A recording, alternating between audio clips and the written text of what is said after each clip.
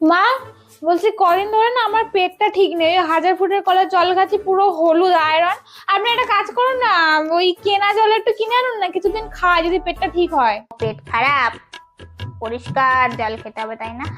তাহলে শোনো না, একটা কাজ করো, একটা বড় বালতি, ওই যে আমাদের যে প্লাস্টিকের বড় যে সাদা বালতিটা আছে, ওটার মুখে একটা গামছা বাঁধো, বেঁধে আর ছাদে দিয়ে আসো, বুঝলে? বালতির মুখে গামছা বেঁধে ছাদে দিয়ে আসলে কি হবে? আবহাওয়া দপ্তর বলেছে, বুঝলে, যে এই সপ্তাহে বৃষ্টি হবে। ওই বৃষ্টি গামছা দিয়ে একটু ছেঁকে নেবে বৃষ্টির জলটা, ওই এক বালতি জল তোমার এক সপ্তাহ মতো হয়ে যাবে, বুঝলে?